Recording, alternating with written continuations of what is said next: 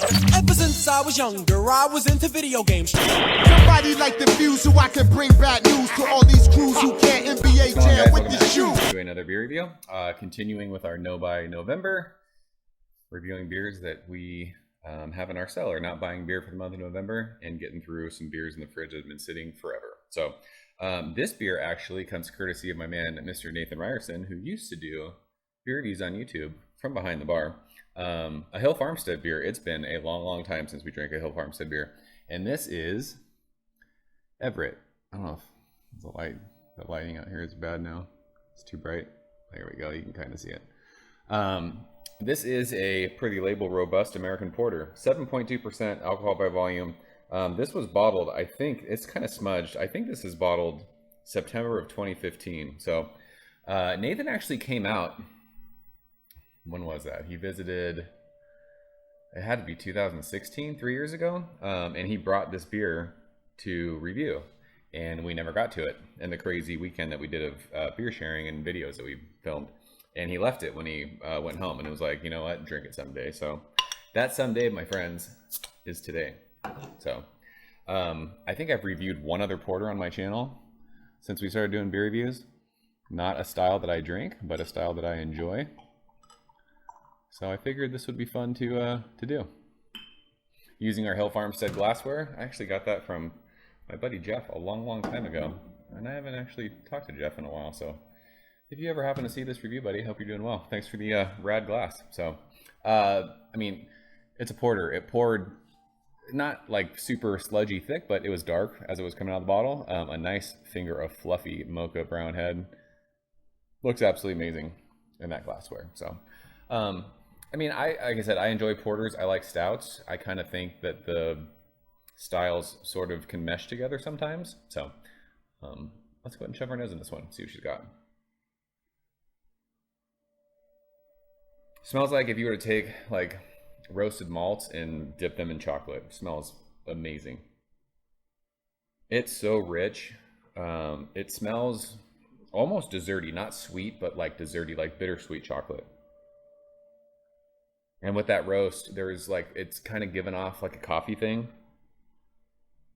Smells like I want to take a scoop of vanilla ice cream and put it in this glass. This smells absolutely awesome.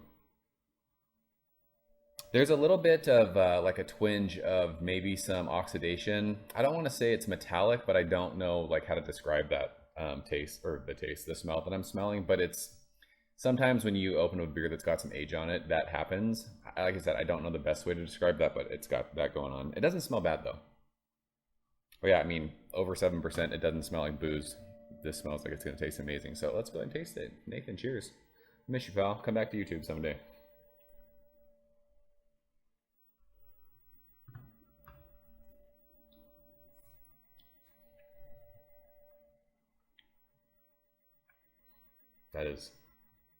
That's delicious.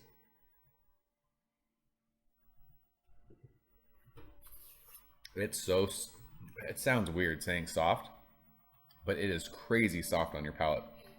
Just tiny bit of carbonation that makes it perfect. It just glides across your tongue. First thing I'm noticing.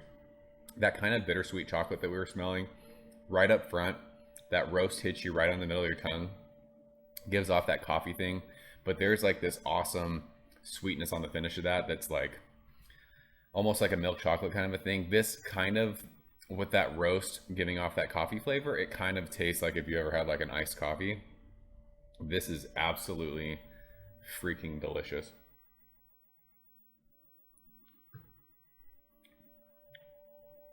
Yeah, tiny bit of like bitterness on the finish of that, and I think that's just like the crazy, you know, roasted malt that you're tasting.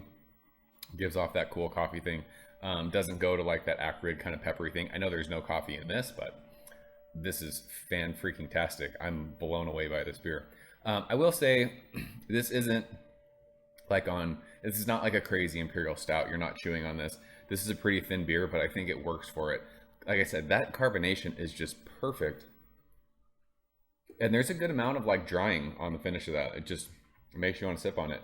I mentioned in my last video, it was like 94 degrees on Monday this week. And we went into from 94 on Monday to 50 and raining on Wednesday. And it was cold again today. So this is perfect for tonight. Hill Farmstead.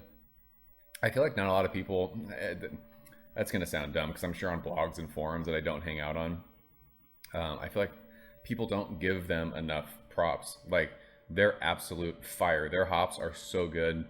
I don't think I've ever had a sour from them. I've heard their sours are amazing.